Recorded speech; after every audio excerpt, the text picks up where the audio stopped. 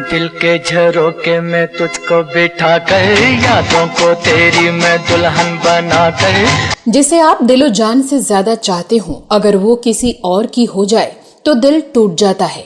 और वैसे में ये गाना सुनकर दिल को सुकून मिलता है। रखूंगा मैं दिल के पास, मत हो मेरी जान उदास। रफी साहब ने ये गाना 1968 की फिल्म ब्रह्मचारी के लिए गाया था, जिसे फिल्माया गया था जोशीले अंदाज वाले अभिनेता शम्मी कपूर पर। इस गाने के बाद से शम्मी कपूर की छवि चुलबुले एक्टर से बदलकर धीर गंभीर भूमिकाएं कर सकने वाले अभिनेता की हो गई थी। फूलों की डोली में होगी तू रुखसत, लेकिन महक मेरे सांसों में होगी। एक ड्रिंक पार्टी में नशे में चूर शम्मी कपूर को जब इस फिल्म में काम करने का ऑफर दिया गया, तब उन्होंने फिल्म की कहानी सुनकर मना कर दिया था। लेकिन जब पता चला कि उस फिल्म में इस गाने को मोहम्मद रफी गाने वाले हैं, तब उन्होंने रिजेक्ट की हुई उसी फिल्म में काम पाने के लिए जमीन आसमान एक कर दिया था। मेरी मोहब्बत को ठुकरा दे चाहे, मैं कोई तुझसे ना शिकवा करूंगा। इस वीडियो में मैं आपकी दोस्त और होस्ट श्वेता जया उसी गाने के बनने के बारे में बहुत ही दिलचस्प जानकारियां देने जा रही हूं, जिसने कई लोगों की किस्मत बदल दी थी।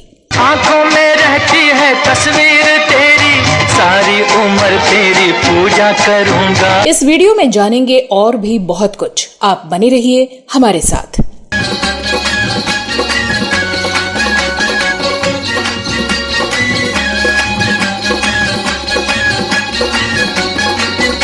दोस्तों, इस वीडियो में मैं बात करने जा रही हूं अपने समय की सुपरहिट फिल्म ब्रह्मचारी की, जिसके सारे के सारे गाने मोहम्मद रफी की आवाज पाकर सुपरहिट हो गए थे। ये फिल्म जीपी और रमेश सिप्पी प्रोडक्शन में 1968 में आई थी, जिसका निर्देशन किया था भप्पी सोनी ने। इस फिल्म में शम्मी कपूर के अलावा राजश्री, प्राण, मुमताज, जगदीप, सचिन आदि ने भूमिकाएं निभाई थी। संगीत दिया था शंकर जयकिशन ने। ये फिल्म बॉक्स ऑफिस पर सुपरहिट रही और कई फिल्म फेयर अवार्ड भी अपने नाम किए। बाद में इस फिल्म को तमिल में इंगा मामा और तेलुगु में देवदू ममाया के नाम से बनाया गया। जैसा कि आपको बताया गया है कि इसमें जो गीत थे वो सारे गीत मोहम्मद रफी ने गाए थे। केवल एक गीत आजकल तेरे मेरे प्यार के चर्चे हर जुबान पे में सुमन कल्याणपुर ने मोहम्मद रफी साहब का साथ दिया था। आजकल तेरे मेरे प्यार के चर्चे हर ज़बान पर, सबको मालूम है और सबको। हालांकि पहले लोगों ने समझा कि आजकल तेरे मेरे प्यार के चर्चे गीत को लता मंगेशकर ने मोहम्मद रफी साहब के साथ गाया है, क्योंकि सुमन कल्याणपुर की आवाज लता मंगेशकर से काफी मिलती थी। आजकल तेरे मेरे प्यार के चर्चे हर ज़बान पर, सबको मालूम है और सबको। इस फिल्म के जिस गीत को फिल्म फेयर अवार्ड मिला वो है दिल के झरोखे में तुझको बिठाकर। इस गाने को लिखा था हसरत जयपुरी ने।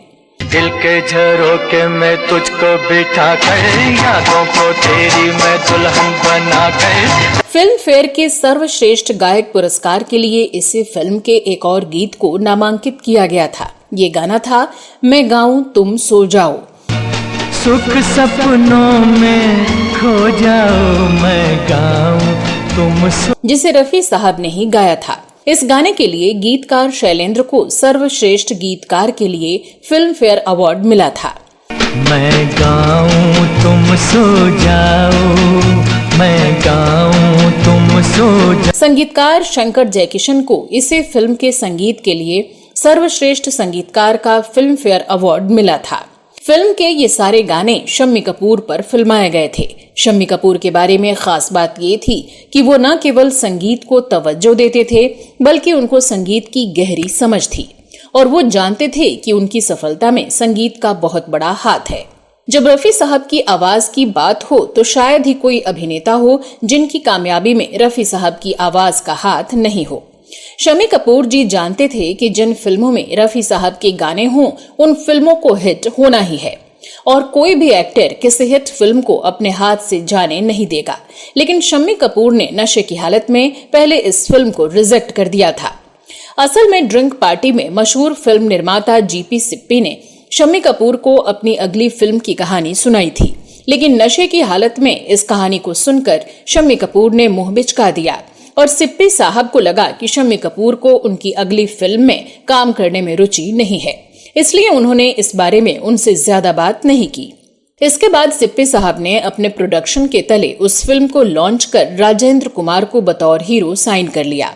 कुछ दिन बाद एक और ड्रिंक पार्टी में संगीतकार जय किशन जी और शम्मी कपूर जी ड्रिंक ले रहे थे और बातों बातों में जय किशन जी ने शम्मी कपूर जी को ब्रह्मचारी के म्यूजिक के बारे में बताया। जब उन्होंने शम्मी कपूर से कहा कि शम्मी साहब, सबसे बड़ी बात यह है कि इस फिल्म में जो सिचुएशन है उसमें सारे गीत मोहम्मद रफी को ही गाने हैं। इतना सुनना था कि शम्मी कपूर जी का नशा काफूर हो गया। शम्मी जी उसी समय दौड़ते भागते सिप्पी साहब के पास पहुंचे, लेकिन तब तक देर हो चुकी थी।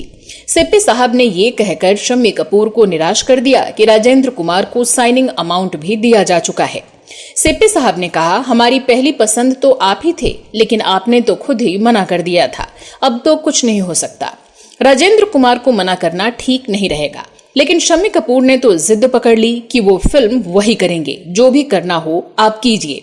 सिप्पी साहब ने कहा कि एक ही उपाय है कि किसी तरह से राजेंद्र कुमार जी खुद ही इनकार कर दें, लेकिन राजेंद्र कुमार जी भी इस फिल्म को छोड़ने को तैयार नहीं थे। शम्मी कपूर और सिप्पी साहब ने राजेंद्र कुमार को खूब मनाया। काफी नानुकुर के बाद राजेंद्र कुमार फिल्म छोड़ने के लिए मान गए और आखिरकार ये फिल्म शम्मी कपूर को मिल गई। इसके बाद जब इस फिल्म के गानों के लिए म्यूजिक सिटिंग हुई तो उसमें शम्मी कपूर जी भी बैठे। ऐसा वो अपनी हर फिल्म के लिए किया करते थे। राज कपूर और शम्मी कपूर दोनों ही भाइयों को अपनी फिल्मों के संगीत से हमेशा गहरी दिलचस्पी रही। वो अपनी फिल्मों के गीत संगीत पर बेहद तवज्जो देते थे। उन्हें रफी साहब की गायकी और अंदाज से खास लगाव रहा। उनकी ज्यादातर कोशिश यही रहती थी कि अपने गानों के रिहर्सल के वक्त वो स्टूडियो में मौजूद रहें। शम्मी कपूर मोहम्मद रफी की एक एक हरकत को बड़ी बारीकी से देखते थे और अक्सर उनसे कहते थे, रफी भाई आप जैसा गाएंगे मैं वैसी ही एक्टिंग करूंगा। ब्रह्मचारी फिल्म में एक सिचुएशन आती है। राजश्री एक समझौते के तहत प्राण साहब से शादी करने का वादा करती हैं। प्राण साहब राजश्री को लेकर क्लब में आते हैं और शम्मी कपूर यानी ब्रह्मचारी को एक नगमा गाने की फरमाइश करते हैं। शम्मी कपूर को दर्द भरा उदास नगमा गाना था और इस गाने के लिए शंकर जयकिशन ने अपने पसंदीदा शिव रंजनी राग को चुना। गाने के बोल थे, दिल के झरोखे में तुझको बिठाकर, दिल के झरोखे में तुझको बिठा कर, यादों को तेरी मैं दुल्हन बना कर। अब शम्मी कपूर के मन में एक बात सूझी। दिल के झरोखे में तुझको बिठाकर की रिहर्सल के दौरान शम्मी कपूर ने मोहम्मद रफी साहब से कहा, रफी भाई आप इस मुखड़े को बिना सांस लिए एक साथ गा दें तो कैसा रहेगा। रफी साहब ने शम्मी कपूर के कहे मुताबिक एक ही सांस में वैसा ही गाकर सुना दिया।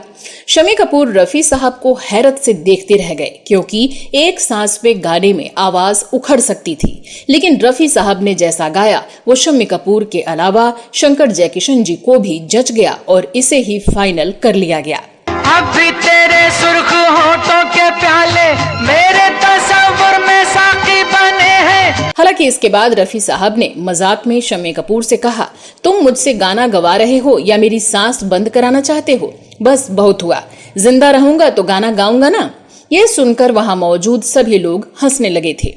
इस गाने की रिकॉर्डिंग पूरी हुई और गाना सुपरहिट साबित हुआ, लेकिन जब आज भी इस गाने को सुने तो आश्चर्य होता है कि रफी साहब ने कैसे एक ही सांस में पूरे अंतरे को गाया है, बिना रुके, बिना विराम लिए। आज बड़े से बड़े गायक को उस गाने को गाने में हालत खराब हो जाती है, लेकिन जब रफी साहब के गाए गाने को सुने तो आपको महसूस हो जाएगा कि रफी साहब ने बिना किसी अतिरिक्त प्रयास के बिल्कुल सहज तरीके से इस गाने को गाया है। तो दोस्तों, आप इस गाने के बारे में क्या कहना चाहते हैं? आपको फिल्म ब्रह्मचारी का कौन सा गाना सबसे ज्यादा अच्छा लगता है? इस वीडियो में बस इतना ही। ये वीडियो आपको कैसा लगा जरूर बताएं। अगले वीडियो में मैं फिर फिल्मों, गीतों और फिल्मी हस्तियों के बारे में जानी अनजानी जानकारियां लेकर हाजिर हो जाऊंगी। तब तक के लिए नमस्कार।